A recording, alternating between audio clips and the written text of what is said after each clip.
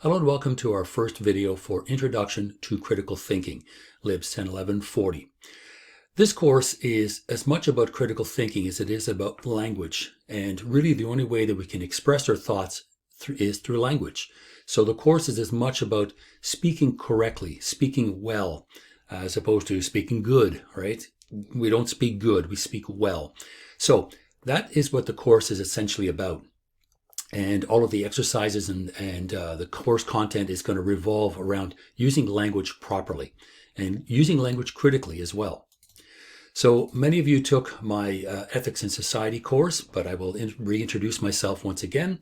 My name is Edward Matthews. I have an honors in film theory and production, an MA in social and political thought, and a PhD in philosophy. Now, normally I can be found at A2003, which is the office for the School of Language and Liberal Studies. But right now, because of the pandemic, everything's happening online, and I can be reached at this address right here, ematthews@fanchaonline.ca. I will answer any and all correspondences. The nature of this course is such that there are no huge assignments. There are a bunch of what used to be in-class quizzes and short assignments and then at home. But nothing will take more than, I'd say, half an hour to do.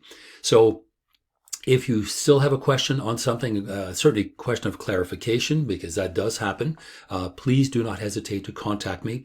I will respond.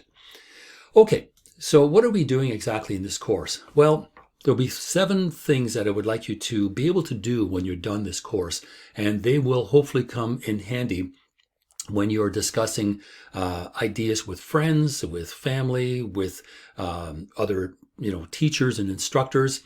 But they're good tools to have.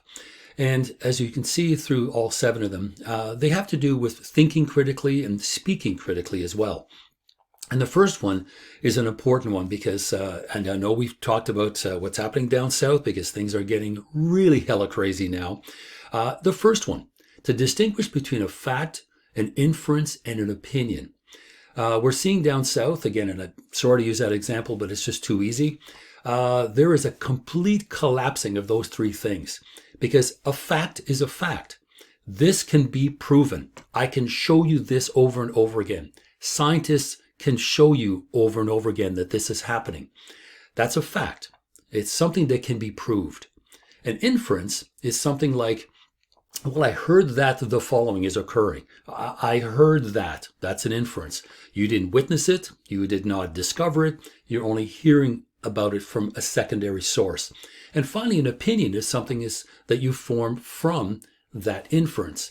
An opinion can be, if you are speaking scientifically, that would be a hypothesis that you then try to figure out if it is correct. And then you prove it over and over again. And if you can, then it's a fact. If you can't, maybe it's something that needs to be revisited. But when this course is over, you will be able to distinguish between a fact, which is something we should try to aim for, an inference, which is maybe the beginning of a hypothesis, and an opinion, which is usually subjective and not based often on fact, but you can generate an opinion about something. But remember that it is subjective. So it becomes very difficult to say that conclusively everyone thinks the same way. They don't, because it's an opinion. So all of that has to do with language, right? It does have to do with the way the mind thinks, but it's how we express these things. 2, identifying logical fallacies in an argument. Logical fallacies are sort of rhetorical tricks, right? They're that tool chest or that chest of different things that we can use in an argument to either make absolute claims, like all people do the following. We shouldn't. Be very careful with absolutes because there's no such thing, right? No sooner do we make an absolute claim that we find some contradiction to it. So logical fallacies are rhetorical devices that we use in order to construct an argument. And we'll talk about we've in fact already in the previous course talked about the slippery slope. If this happens, then that's bound to follow.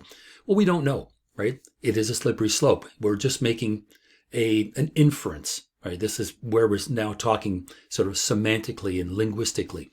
So logical fallacies are rhetorical tricks that we use in language, straw man, ad hominem, right? An attack on the person rather than the idea. All these things we're going to look at. 3, assessing the validity of an argument about current issues. And there's lots and lots of current issues that are going on, some far more dangerous and pernicious than others. But certainly the validity of arguments about current issues, about the pandemic, for example, about social distancing, about the effectiveness of masks. Some people think that they're not very effective and present, dubious scientific research into the effectiveness of masks. And if you read them carefully, you find out that the person that presented it to you maybe didn't read it at all. It's just like, oh, great topic. I love the title. I'm going to send it to my friends. Well, if you are going to assess the validity of an argument, you read through the essay, right? You read through the article, and then you can make up your own mind. So that's another way in which you can either support or contradict and shoot down a particular argument. You need to see whether it is valid. How is it valid? Is it supported by facts? Or is it supported by inference, subjective opinion? If that's the case, it's a little easier to knock it down. 4, defending a position against objections. If you are presenting to another person you having a discussion with, we can still have an argument. That doesn't mean we're coming to blows, hopefully. But if we have an argument or discussion with someone, we can and we should be able to defend our position using facts. And if we are not using facts, we better have a really good reason, why we're not. Because the more arguments are based on facts, the harder it is to knock down.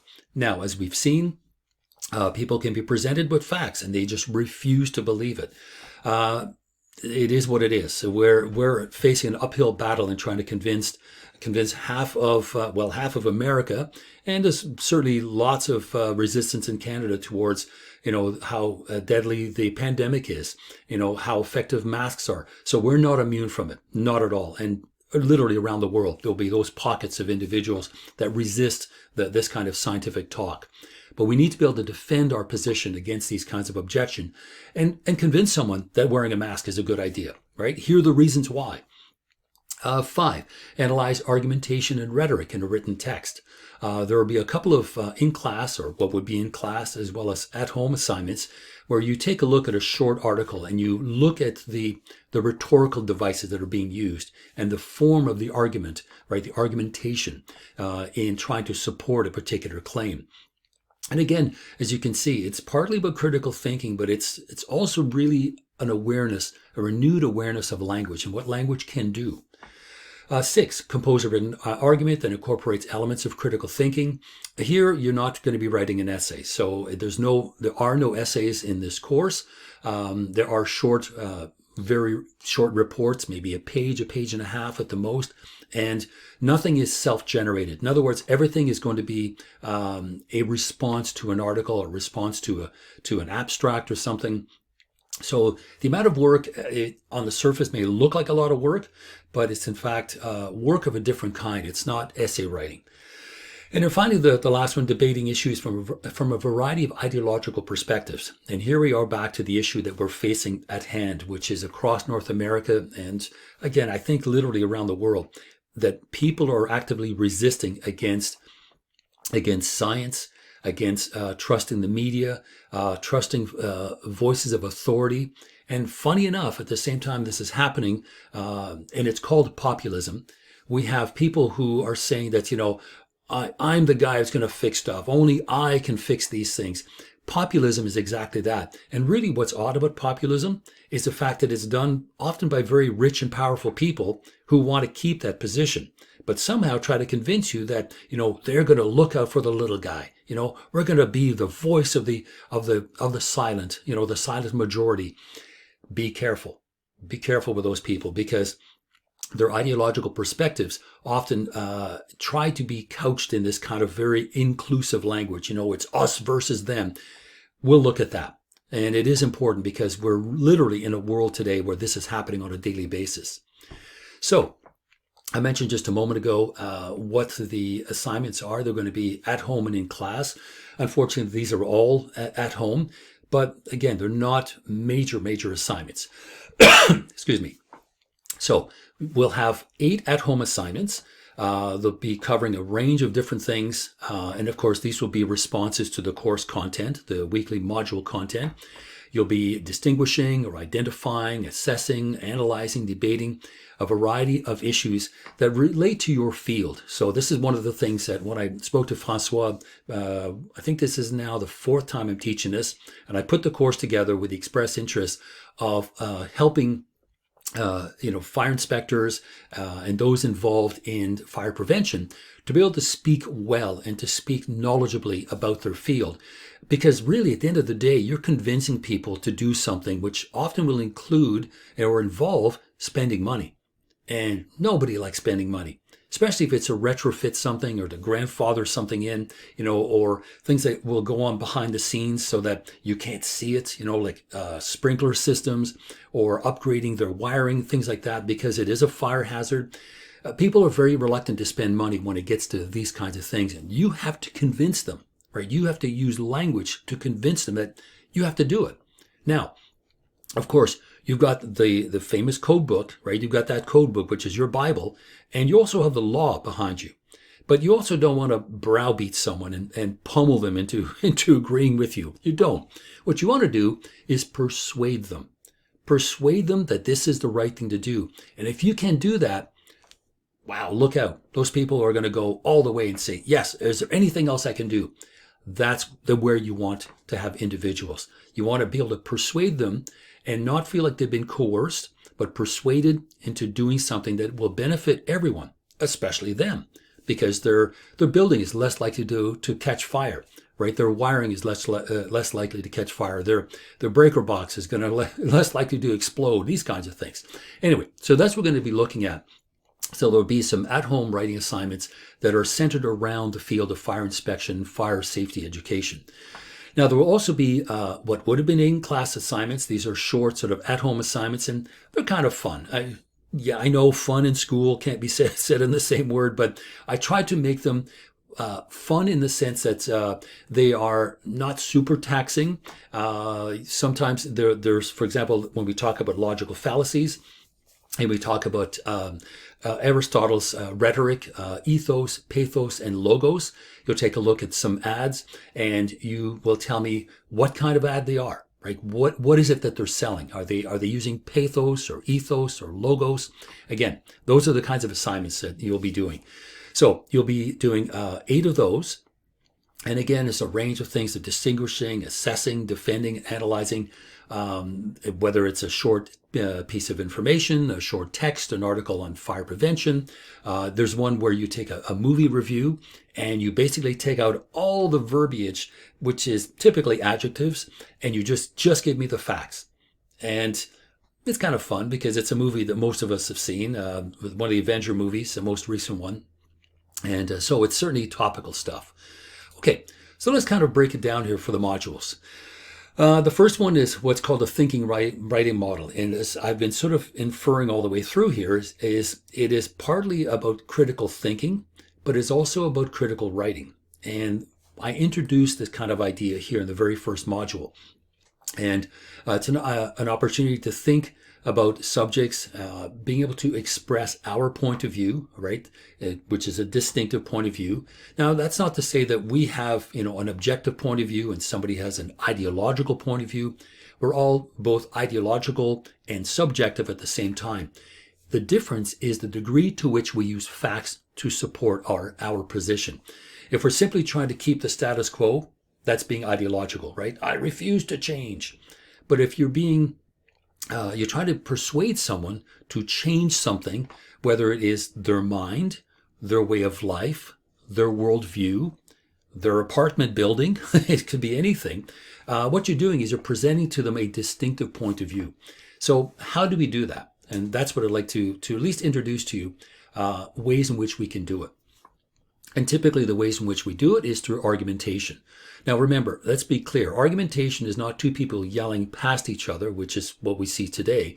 But an argument is trying to present a statement, a full statement based on facts, on evidence that we should do the following, or we should think the following. And the more solid the argument is, and free as much as possible of logical fallacies and linguistic tricks, we'll say, then the more solid the argument is, and therefore hopefully the more the person will be persuaded to think about what you're saying. So arguments can be civil, and they should be. They're amicable. In other words, they're between friends. And the idea is to reach some kind of decision, some kind of agreement. Even if you agree to disagree, you can hear the person out, but it's always a first step towards building some kind of common ground. Because yes, it's good to celebrate our difference, but we need to remember that we also have some common ground. And that common ground is where you build something that will benefit both people. And we have to have both parties agree on what that common ground is. So how do we do that? Well, we can do it through argumentation that is civil, right? That is amicable. So we're going to try to persuade the other person that our position is the right one. And if we're going to engage with them, and we're going to engage with them cooperatively, we're not going to try to browbeat them or pummel them into the corner or force them, or legally speaking, legally binding that they have to do the following. We should at least convince them that this is the right thing to do. And again, we're using language in order to do this. Now, we talked will talk in modules 2 and 3 about argumentation sort of in general, and then we're going to talk about different types of argumentation styles.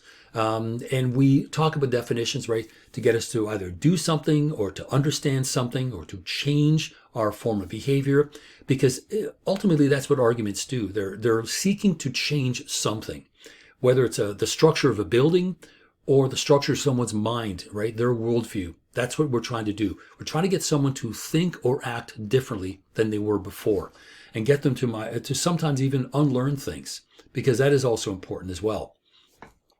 Now, as we're doing this, we're going to make sure that we're going to avoid logical fallacies. And these are, again, these errors in reasoning. Now, some people use them deliberately because it is a way to argue that makes the argument facile, right? It makes it easy, right? Of course, like there you are, it's like you don't have to think about it. It is what it is.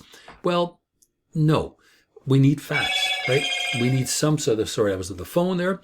We need some way of presenting to us an argument that is sound, that is not filled with these fallacies, because fallacies, the word sounds very close to false, and that's essentially what it is. It's false forms of reasoning or errors in reasoning. And sometimes it can be mistakes, but sometimes they can be made deliberately. And that's what we want to be able to identify when we look at something, an argument that is fallacious, right? It's filled with falsehoods. Or it's a weak argument that attempts to build up the position by attacking the person rather than the argument or the idea. When you're doing that, you're going down a slippery slope, right? There's another rhetorical or logical fallacy. So we need to make sure we're always on the up and up, but we're doing it in such a way that it does not dilute in any way the strength of the argument. Now, when we are conducting an argument, we're trying to construct an argument, we're using reason. And again, this is not a philosophy course. It has really, again, more to do with language and thinking than it has to do with philosophical terms. But I did import something from philosophy, and then a third one, which I think would be more typical to your field.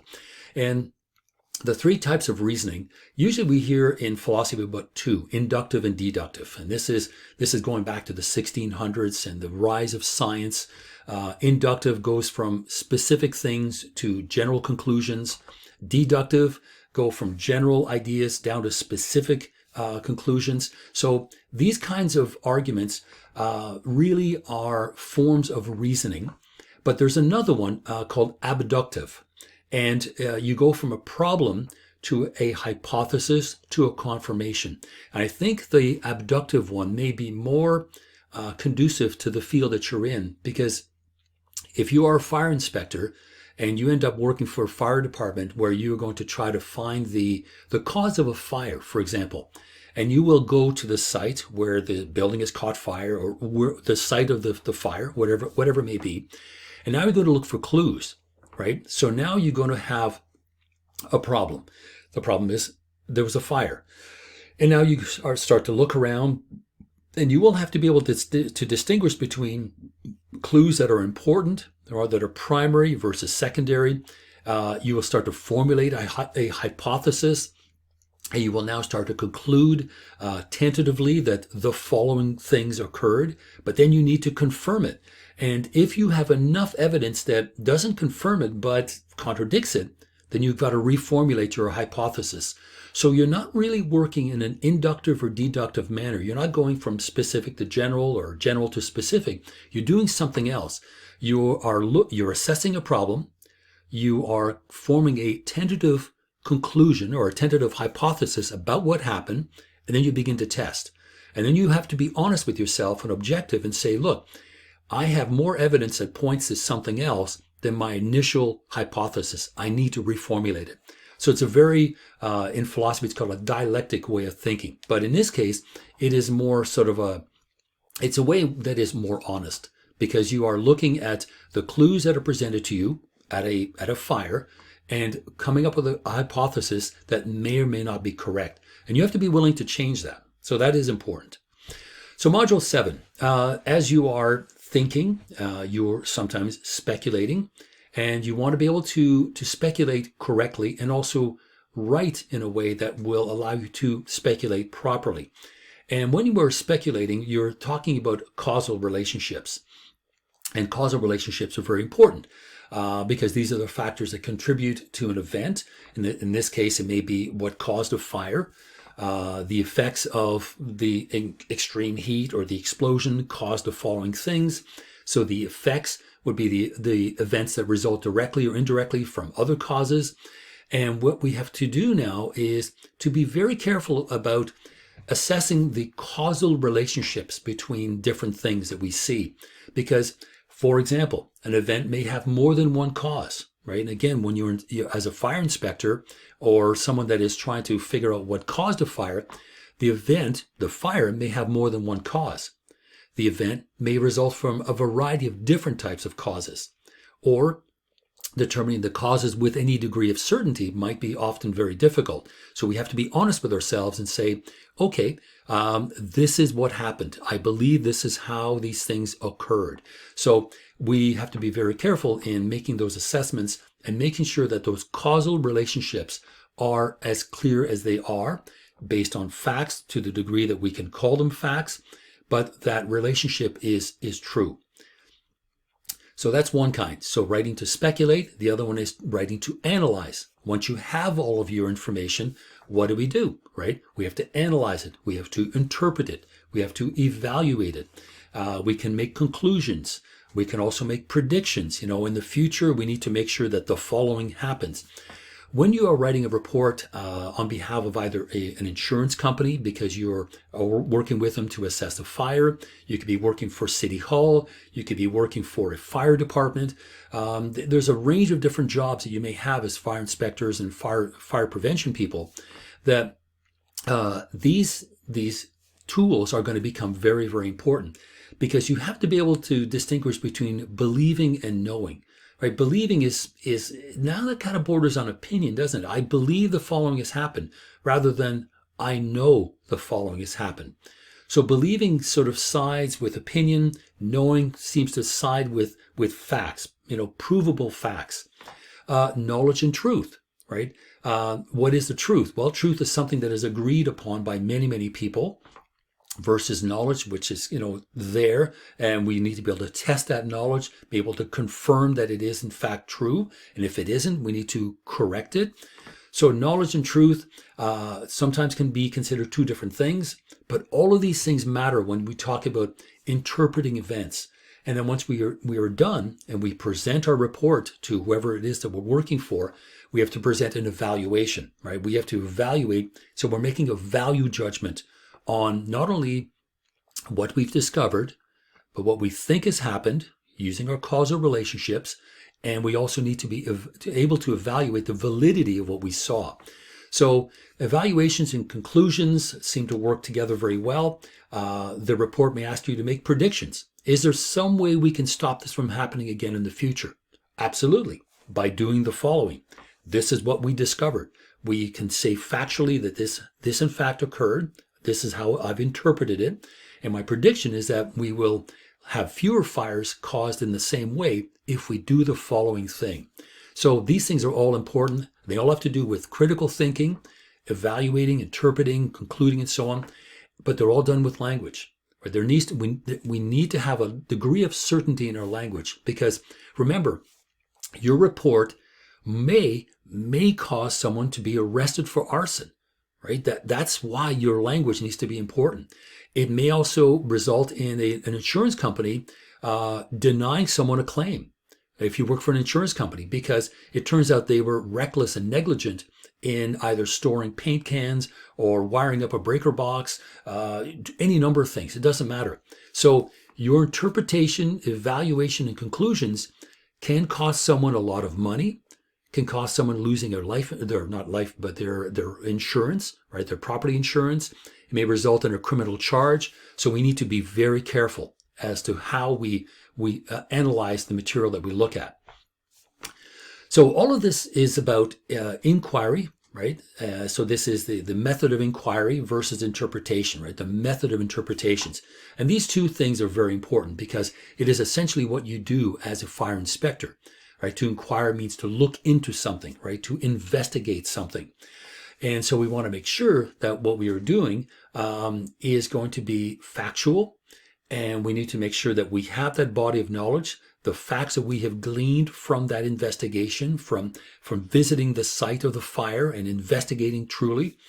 And really at the end of the day, especially when we're coming in the case of a fire, we're coming in after the fact, right? So we're in a sense working backwards. So essentially we see something, it's a finished product, and we have to work backwards to some kind of approximate truth. The degree to which that truth is approximate will have a lot to do with the facts that back it up. And that is really what this is about. So most truths are trying to sort of pin down and qualify something as having occurred in a truthful fashion. But more important, ultimately, because it's after the fact, it really hinges on interpretation. The degree to which you can interpret someone correctly will have a lot to do with how that interpretation is defended using facts. So all these things are very, very important. And again, they have to do with the way we use language and the way we think critically. Now, when it's all said and done, we are going to persuade whoever it is that is reading this that what we have discovered is in fact correct. It is the truth. Now, the truth, and words like truth and reality, typically we put those in quotations, because truth and reality sometimes are provisional, they're contingent, they're subject to people's lived reality. So we have to be very careful about that. But we try to work as much as possible in an objective manner.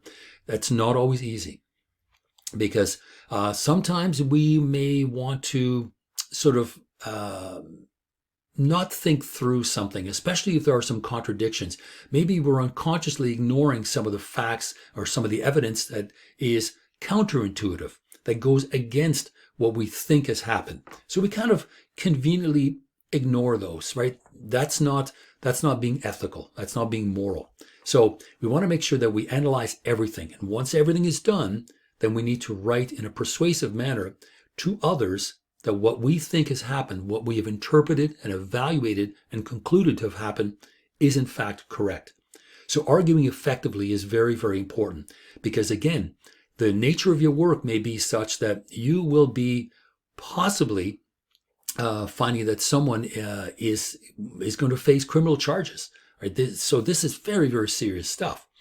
But people use all kinds of argumentative techniques, logical fallacies of one sort or another, to sell you an idea. So we need to be very careful that when we persuade someone, we're doing it honestly and ethically, and without a degree of manipulation that you would find, for example, in advertising. Now, as you're writing, you want to write as clearly as possible. And so here we're talking about vague language versus clear language. And the at-home assignment is kind of fun, because we're going to pick it up again the following week. I have it early enough. I think it's, in this module, I think we have one more after that. But you'll see very clearly what I mean by vague and clear language. And we talk to our friends, and we can use what would be considered vague language, but each of us understand the other, right? There's no degree of vagueness until someone else comes in who doesn't have that informed background. They're going, what are you guys talking about? And it's not as if you're using, it, the pronoun it, rather than the noun itself. It's how to degree this, how to articulate the size of an apartment. What is middle aged, what is cold, what is hot. All of a sudden, when we try to pin that down, until we actually say precisely what that means, we can become rather confusing. So that's what we need to do. We need to write clearly, with clarity. So we'll look at that and exactly what that means. And then finally, after we've done all of our work, we want to go back and we want to revise, read through carefully and objectively our work. And we want to make sure that it is, in fact, done with the highest degree of clarity, the highest degree of precision, the least amount of logical fallacies and rhetorical sort of kicks and little tools and things in our toolbox, to convince and manipulate people. We don't. We want to persuade people. We want to persuade them using, for sure, language, because we have nothing else, but facts. We need to present our facts, because ultimately language shapes and influences the way we think and also the way that others think. So we need to make sure that we use it carefully, not carelessly. Make sure that it is precise, that it is accurate, because we're presenting to people facts. We're not presenting opinions or inferences. And if we are presenting an opinion, that will be just step one of a two-step construction. The first being our inference, and then we back it up with facts. Now that becomes not just an inference, but something that borders on truth, quote unquote. So we want to make sure we're doing that we're writing in a true, clear, precise language. And we need to be able to practice that in our writing, and as well as in our abilities to think in the same way. So that's essentially the module breakdown. I know I went for half an hour, but it kind of gives you a very clear indication of what's going on. So I'm going to stop here, and then I'd like you to just have a look at the next video, which is essentially module 1. But I wanted to just go through the module breakdown so you have a clear idea of what's to be expected. So I'll be seeing you on the other side very shortly.